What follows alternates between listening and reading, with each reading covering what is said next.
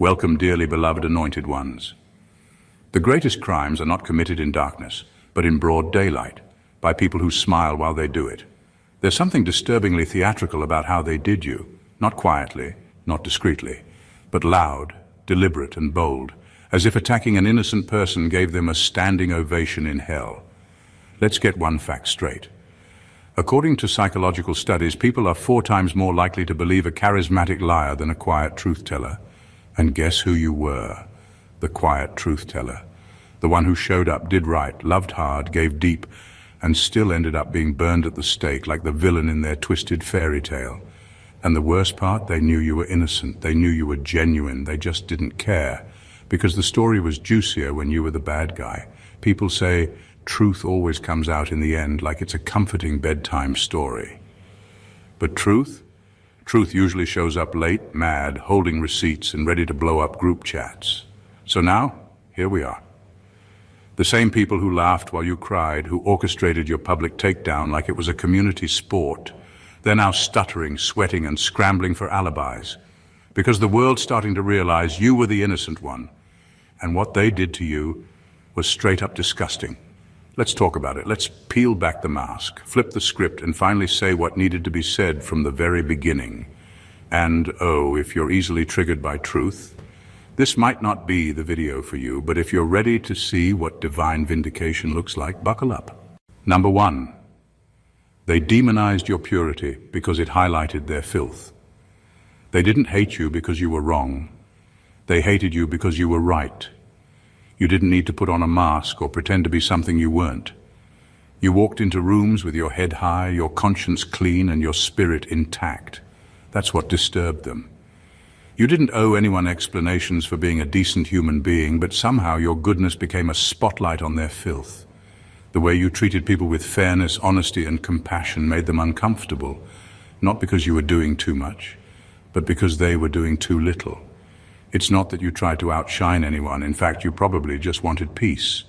But your presence highlighted what they had lost a long time ago: authenticity.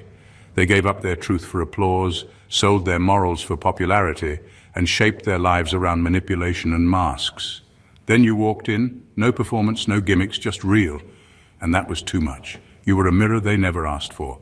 And instead of confronting what they saw, they tried to smash the mirror and blame it for showing the cracks. They wanted to believe you were fake. They needed to believe you were hiding something. Because if someone could go through what you've gone through and still carry light, then what excuse did they have for becoming monsters in the name of survival? You became the unspoken proof that the soul can still be clean even after the storm, and that drove them mad.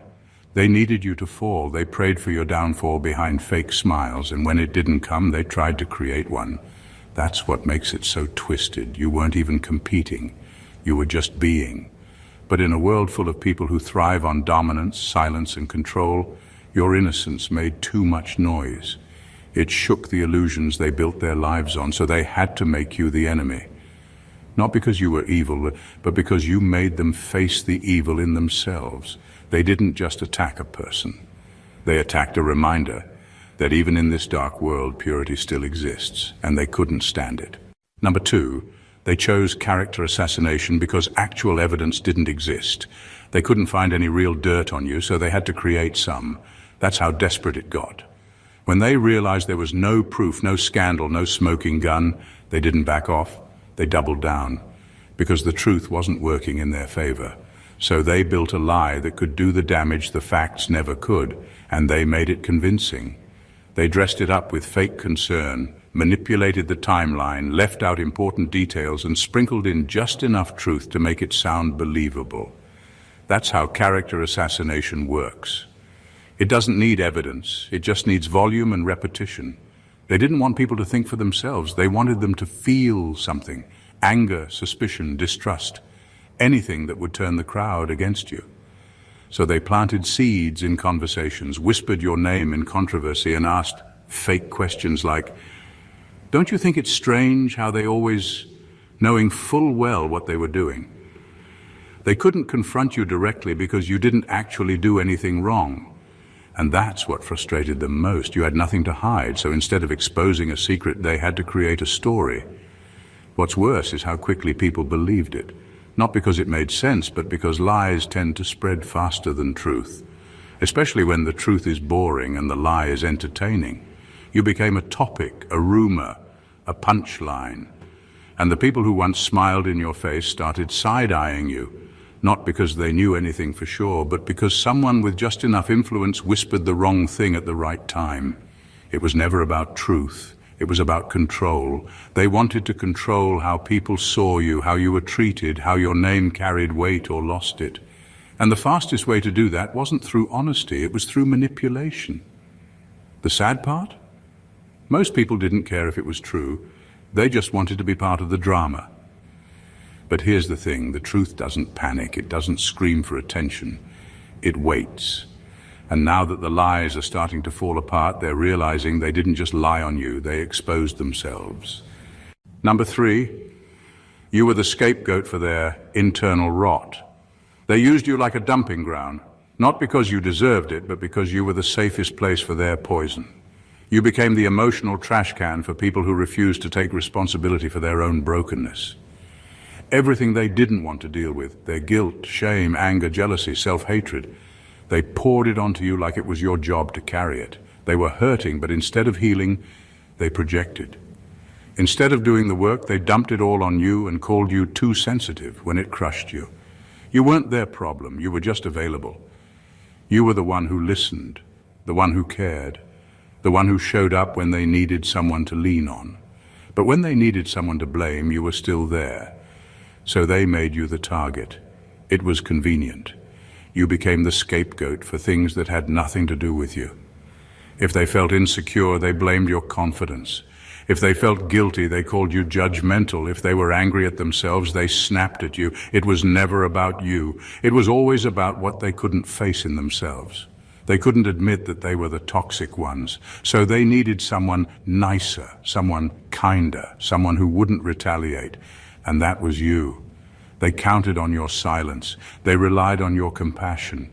They weaponized your empathy against you, and the more pain they pushed onto you, the lighter they felt. But you carried it all, not knowing why you always felt drained, anxious, or guilty for things that weren't yours to carry. What they did wasn't just unfair, it was emotional and spiritual abuse. They didn't just treat you like a trash bin, they treated your soul like it was disposable. And now that people are waking up to what really happened, it's starting to look ugly. Because the same ones who played victim are being seen for what they really are, manipulators who dumped their rot onto someone too pure to throw it back. You were never the problem, you were the mirror, and they shattered it because they couldn't stand to see themselves. Number 4, your innocence wasn't just misunderstood. It was intentionally targeted. They weren't guessing. They weren't mistaken. They knew exactly who you were. They saw the way you moved. With quiet strength, with integrity that didn't bend, with a spirit that didn't flinch under pressure. And that's what triggered them. It wasn't ignorance, it was intent. They weren't confused about your character. They were offended by it. Your innocence, your honesty, your refusal to play dirty made them feel exposed. So they made you a target, not because you did something wrong, but because you refused to become like them. They couldn't control you, and that's what made you dangerous in their eyes. You weren't driven by fear or validation or approval. You didn't flatter egos or shrink yourself to keep peace. You didn't fake friendships or chase cliques. That kind of freedom unnerves people who rely on manipulation to maintain power. Your authenticity disturbed their illusion of control, the one where they got to decide who rises and who falls, who's accepted and who's rejected, who gets love and who gets left behind. But you didn't need their system, you didn't play their game, and they hated you for it. So they didn't just misunderstand you, they hunted you. They poked, provoked, and plotted. They twisted your words, weaponized your kindness, and tried to flip your strength into weakness. Because if they could damage your reputation, they could regain the control they lost the moment you refused to fold. It was never about what you did, it was about what you didn't do. You didn't conform. You didn't participate in the lies. You didn't let their tactics shape you. And that made you untouchable, at least spiritually. But here's the twisted part. They respected your light just enough to fear it, but not enough to protect it. Instead of honoring what was rare in you, they tried to destroy it. They didn't want people to see what they saw, because if others recognized your truth, The whole fake empire they built would crumble. You weren't attacked because you were flawed. You were attacked because you were real. And in a world full of people hiding behind masks, being real is the biggest threat of all. Number 5, they needed you to be guilty. Because if you're innocent, they're monsters. They needed you to be guilty, even if they had to twist the story to make it so. Because if you were innocent, truly undeniably innocent, then everything they did to you becomes indefensible. Every lie, every setup, every smear, every betrayal, it all becomes proof that they weren't just wrong, they were cruel, and their egos couldn't survive that truth. So instead of facing their own darkness, they created a version of reality where your pain was deserved. They had to. Otherwise, they'd have to see themselves for what they really are. It wasn't about facts, it wasn't about logic, it was about narrative control. You were a problem they didn't want to solve. You were a truth they wanted to erase. And the easiest way to erase someone is to rewrite their character. So they turned your boundaries into disrespect, your silence into guilt, your detachment into arrogance. They crafted a story where you were the villain and they were just the poor souls trying to cope with your supposed behavior. It was a performance. But worse than that, it was strategic. They put on their best victim faces while quietly stabbing you in rooms you weren't allowed into. They cried about how hurt they were, just loud enough to drown out the evidence. Because if people ever took a closer look, if anyone ever asked real questions, the mask would fall. And behind it, pure calculation, jealousy, control, insecurity. But they couldn't afford that exposure. So you had to take the fall. You had to become the bad guy so they could keep wearing halos they never earned. That's the kind of evil that hides behind charm and concern. It doesn't scream, it whispers. It doesn't push, it manipulates. And it does everything in its power to avoid accountability. Because accountability would mean admitting you were the target, not the threat. And that truth would destroy the image they've worked so hard to protect. You weren't a villain, you were a mirror, and they couldn't stand what they saw, so they painted you black just to feel white again. But now the paint is fading, and the truth, it's loud. Number 6, you were a threat to their hierarchy of hypocrisy. You were a problem for them the moment you refused to play by their rules. Not because you were aggressive, not because you were disrespectful, but because you were real. You walked into their carefully built system of fakeness and didn't bow your head.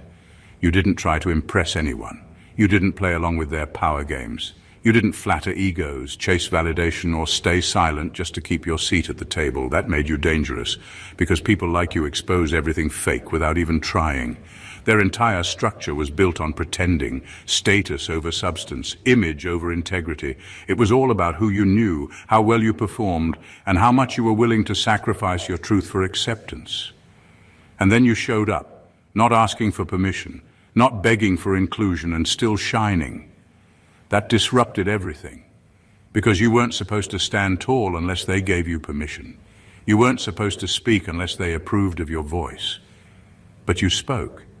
You stood. You moved through their ranks with nothing but authenticity, and it shook them. They hid behind titles, positions, fake smiles, and mutual secrets. But you didn't need any of that. You didn't gossip to get ahead. You didn't lie to fit in. You didn't act one way in public and another behind closed doors, and that terrified them. Because a person who cannot be bribed, bought, bullied, or broken is a serious threat to a system built on fear and manipulation. You weren't supposed to be bold.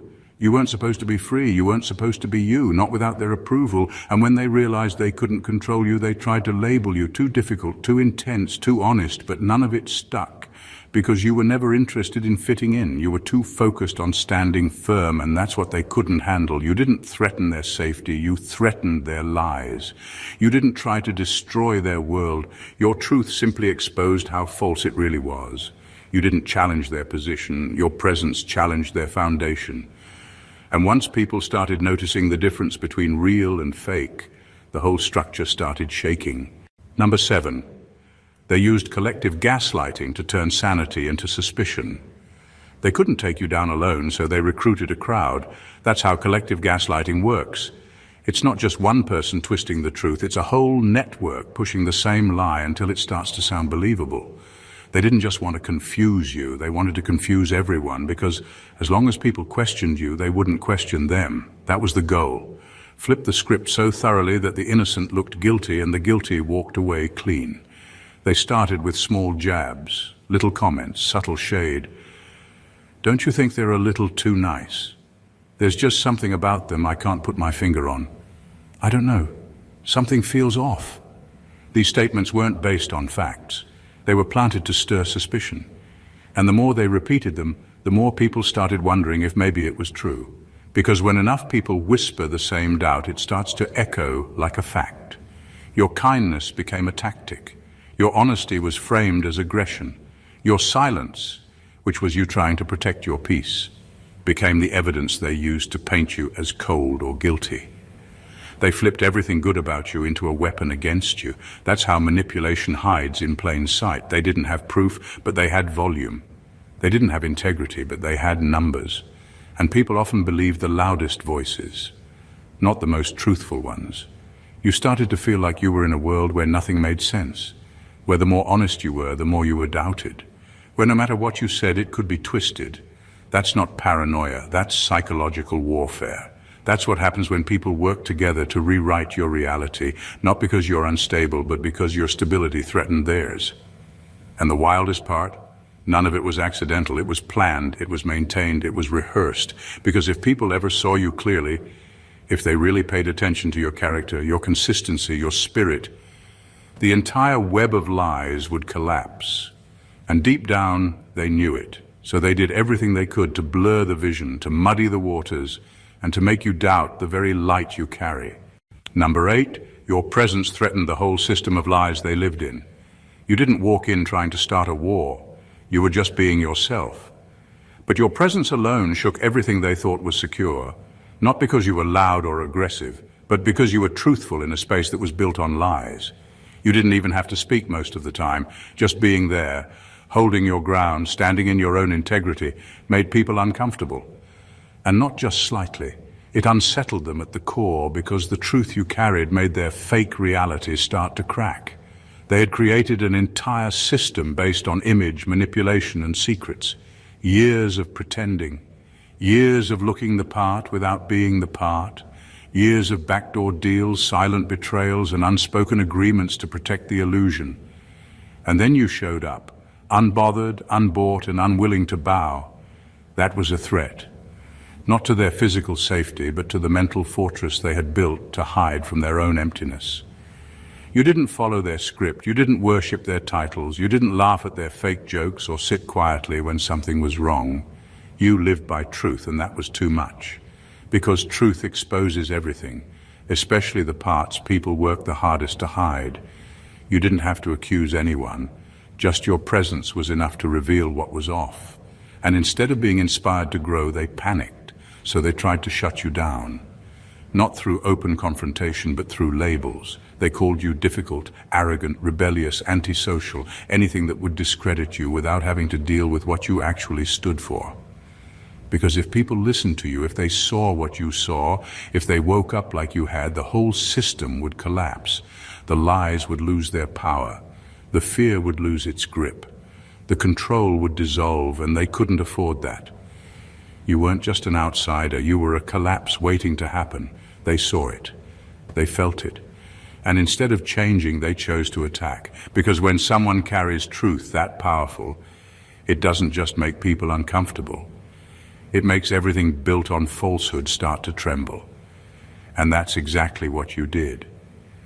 You were the shift they couldn't stop. Number 9, they abused you publicly, then claimed you embarrassed them. They made a spectacle out of hurting you, and then had the audacity to act like you were the one who crossed the line. They humiliated you in ways both loud and subtle, mocking you in front of others, disrespecting you behind your back, twisting your words, and stripping you of your dignity, all while making sure there were witnesses. And when you finally reacted, when your pain showed, when your silence turned into distance or your tears into boundaries, they flipped the story and said you were the one causing a scene. That's how twisted it got. They abused you, then turned around and called you dramatic. They shamed you, then accused you of being too sensitive. They disrespected you, then told people you were the one who lacked respect. It was a masterclass in deflection. They would harm you and then act offended that you showed any emotion. You bleeding was more embarrassing to them than the fact that they stabbed you in the first place. They were never concerned about how they made you feel. They were only concerned about how you made them look. Because the moment your truth started leaking through, in your body language, in your tone, in the way you withdrew, it threatened their image. So they needed to act quickly. Damage control, reputation management. And the easiest way to do that was to blame you for reacting to the pain they caused. And here's where it gets even sicker. They didn't just believe their own lies. They convinced other people to believe them too, people who never saw the full story, people who didn't know the context, people who only saw your reaction, not the years of disrespect that led up to it. They made sure the audience saw a version of you that looked unstable, bitter, or mean, all while they played calm, concerned, and confused. It was manipulation at its finest. You didn't embarrass them, you exposed them, and they couldn't handle it. So they tried to flip the blame before anyone figured out the truth. They weren't the victims. They were the performers in a cruel, calculated show. And you were the one who finally stopped clapping. Number 10, you were the living proof that good still exists. And that was unbearable. You didn't have to preach, prove, or push anything. Just by being who you are, you disrupted their entire worldview. You were the living proof that good people still exist, and that shook them, because for years they had built their identity around the belief that everyone is fake, selfish, and out for themselves. That belief justified how they treated people.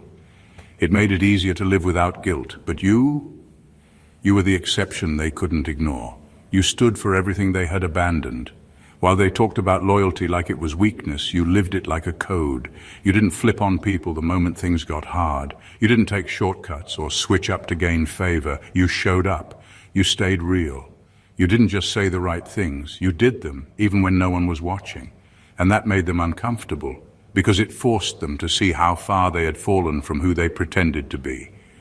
They didn't want a reminder. They wanted an excuse. They needed the world to be dark so they could feel justified in their darkness.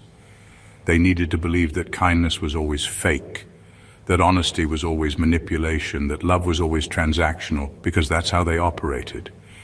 And then you came along. And without even trying, you exposed their whole facade. You didn't exploit people. You protected them. You didn't gossip. You covered others, even when they didn't deserve it. You didn't seek revenge. You walked away with your dignity intact. Your existence wasn't just different, it was convicting. It reminded them that they had a choice, and they chose cruelty. They chose pettiness. They chose bitterness. You didn't make them cruel. You made it harder for them to pretend they weren't. You didn't fit their narrative, so they tried to destroy yours. Because if someone like you can go through everything you've gone through and still stay pure-hearted, then what's their excuse? If you can walk through fire and not turn cold, then what does that say about the ones who turned bitter over far less? You were the proof they didn't want to see. That good still exists, that love is still real, and that the problem wasn't life. It was them. Number 11, their attack wasn't just physical or emotional, it was spiritual treason. What they did to you wasn't just cruel, it was spiritually reckless. They didn't just cross a boundary with a human being, they trespassed on something sacred. Your life isn't ordinary, whether they understood it or not. There is a divine assignment on you, a purpose, a calling, a light that you carry that is not self-made but God-given. And when they attacked you, they weren't just attacking a person, they were challenging something much bigger. They were violating something holy. Some people think they're just being petty. They think their jealousy, gossip, and betrayal are just part of normal life. But when you are chosen, when you are walking in alignment with a higher plan, those actions carry serious weight. Their words weren't just mean, they were curses spoken against something anointed. Their schemes weren't just personal, they were acts of rebellion against divine order. Whether they meant to or not, they stepped into a war they weren't qualified for, and the consequences, they don't get to control them. It wasn't just emotional damage, it was spiritual treason. They mocked what they didn't understand. They touched what they weren't authorized to touch. You weren't just another person they could tear down and walk away from. You were connected to something sacred, something eternal. And when people lay hands, physically, verbally, or spiritually, on someone who has been set apart by God, they trigger a response that is outside of human control. It may not come immediately, but it always comes. That's why some of them are now facing losses they can't explain, closed doors they thought were wide open, restless nights, strange disruptions in their lives, because they thought they were just targeting you. They didn't realize they were stepping into a spiritual contract they never read. They came against someone innocent, not knowing that heaven had already marked your name. And when you harm the innocent with malice, with intention, with pleasure, there is a cost. Not because you wished it on them, but because universal law doesn't let that go unpaid.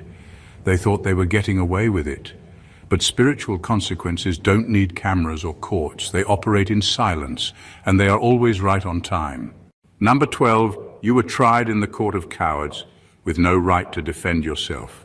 You never got a chance to speak. The verdict was decided before you even knew you were on trial. You were judged by people who never had the courage to ask you anything directly, who never gave you the dignity of a conversation. Instead, they relied on whispers, side comments, assumptions, and hearsay. And once the story gained momentum, it was no longer about what was true. It was about what was useful. They didn't want clarity. They wanted a conclusion that made them feel comfortable, even if it meant lying on your name. They treated rumors like facts and silence like guilt. The same people who claimed to value truth didn't want to hear yours, because the moment you started speaking your side, they would have to face the possibility that they were wrong. And for many of them, admitting that would hurt more than believing a lie, so they shut you out. They kept the conversation going without you, like spectators in a courtroom where you were the accused and the entire jury was made up of cowards. You were surrounded by people who lacked the spine to stand alone in truth, so they hid behind the safety of the crowd. They used fake neutrality as a cover for betrayal. They said things like, "I don't want to take sides," while passively allowing your name to be torn apart. They watched your character be dissected by people who never even tried to understand it, and they said nothing. Silence became agreement. Distance became alignment. And all the while, you were left standing in the middle of a storm that you never caused. The worst part, they expected you to swallow it, to take it as a lesson, to stay humble, to forgive quickly so they could avoid accountability. But what they failed to realize is that every lie they told, every conversation they had behind your back, every time they let your name be dragged through the dirt, it was recorded. Maybe not by cameras, but by the divine. They thought you were finished. They thought the story was closed. But truth has a strange way of surviving. It may move slowly, but it moves with purpose. And now, while their version of the story is falling apart, your truth is still standing, quiet, solid, unshaken. Because when you are innocent, time always testifies on your behalf. Number 13, they didn't want justice. They wanted blood that wouldn't stain their hands. They never wanted fairness. They never wanted to understand. What they wanted was destruction, but without having to carry the guilt of delivering it directly. So they moved in the shadows. They stirred the pot, then stepped back and watched it boil over, pretending they had nothing to do with the mess. They whispered just enough to turn people against you, but stayed far enough away so no one could trace it back to them. That was the game. They wanted you to fall, but they didn't want to look like they pushed you. They didn't throw punches. They just handed out the weapons. They let others speak for them, fight their battles, and dirty their hands, while they sat back looking composed and concerned. They used gossip as a form of warfare. They spread doubt in strategic places, planted suspicion in fragile minds, and let the rest do the work for them. If anyone called them out, they played innocent. I was just worried. I'm only saying this because I care. But underneath those sweet-sounding words was malice with a smile. They weren't looking for justice. Justice would require honesty, accountability, and truth. Things they were never willing to face. They weren't interested in resolution. They wanted to see you suffer. They wanted to see you isolated, misunderstood, and stripped of everything that made you feel safe and seen. And when life hit you hard, whether it was emotionally, financially, spiritually, or mentally, they didn't offer real support. They celebrated quietly. They nodded to each other in secret, because in their minds, your pain confirmed the story they had been selling all along. And yet they still wanted to look like good people. That was the sickest part. They wanted your blood on the ground without a single stain on their hands, so they washed their image while your name got dragged. They threw stones and hid behind smiles, and while others thought they were staying neutral or being mature, they were actually orchestrating your downfall from a distance. But the truth is starting to surface. People are beginning to ask questions, and the ones who cheered for your pain in silence are now terrified because they know what's coming. You may have bled, but you didn't break. And the same people who tried to destroy you without getting dirty are about to be exposed completely for who they've been all along. Number 14. Their hands are now stained with the guilt of touching God's anointed. There's a difference between hurting just anybody and hurting someone with divine protection. They didn't just come for you, they touched something sacred, something set apart. They didn't realize that when they attacked you, they were poking at a force far greater than you, because you weren't moving through life alone. You were moving under divine assignment. And when someone tries to tear down what God has appointed, they're not just committing cruelty, they're committing spiritual treason. They thought it was just gossip, just a rumor, just a few harmless digs. They thought your breakdowns were amusing, your tears were weakness, your silence was defeat. But every time they mocked your pain or ignored your cries, they weren't just stacking up cruelty, they were writing their own sentence, because there's a divine order to things, and it always balances. They may have delayed your justice, but they could never cancel it. They wanted the world to see you as a failure. Instead, the world is starting to see them for what they are: manipulators in masks, cowards in costumes of concern. They hope to bury you in silence, but their schemes are now echoing so loud even the deaf can hear them. The truth always outlives the lie. And now the truth is erupting like a volcano that's been boiling under pressure for too long. And here's the reality. Whether they confess or not, whether they ever say sorry or not, karma is not waiting on their apology. It's already moving. The law of sowing and reaping does not take bribes. Every word, every act of betrayal, every spin of the truth they used against you, it's recorded.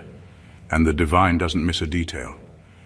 So while they pretend to still be in control, their own lives are unraveling, their own peace is evaporating. They're haunted not by you, but by the truth they tried to bury. Because once you harm someone who was sent by God, someone innocent, pure-hearted, and walking in obedience, you don't just face consequences from people. You answer to heaven. Their hands are stained, their masks are cracking. And the same people who once watched you suffer are now watching in disbelief as the tables turn. You may not have gotten justice in their system, but heaven already ruled in your favor, and that verdict, irreversible. What they did to you was never just petty. It was a calculated, soul-deep attack on someone who walked with divine purpose. They tried to rewrite your story with lies, smear your character with projection, and bury your innocence beneath a mountain of manipulation, all to protect the fragile illusions they built their lives on. But no lie lasts forever, and no weapon formed against the truth can outrun its consequences. They didn't just offend you, they offended what you carry. They touched sacred ground with dirty hands, and now they're reaping what they sowed, not because you sought revenge, but because the universe has eyes, and God doesn't sleep. The same mouths that falsely accused you are now stammering under the weight of exposure. The same hands that tried to tear you down are now trembling from the fallout of divine justice. You weren't crazy. You weren't the villain. You were the light in a room full of cowards who preferred the dark. And now, one by one, their illusions are collapsing. The masks are off, the tables are turning, and the very people who once clapped for your downfall are now choking on their silence. Let them watch, let them whisper, let them squirm. Because you never needed to fight dirty to win. You stood your ground, stayed true to yourself, and let the truth do what it always does: rise. If this message stirred something deep in you, don't just sit with it, stand with it. Your story, your truth, and your voice matter more than ever. So let's build a space where the real ones rise and the masks fall. Subscribe to the channel. This isn't just content, it's a movement. Like the video if you felt seen, heard, or empowered. Comment below. Your story could be the breakthrough someone else needs. Share this with someone who's been silenced, doubted, or betrayed. They need to hear this. Truth tellers, light carriers, and chosen souls, that this space is yours. Let's keep the fire burning. God bless you.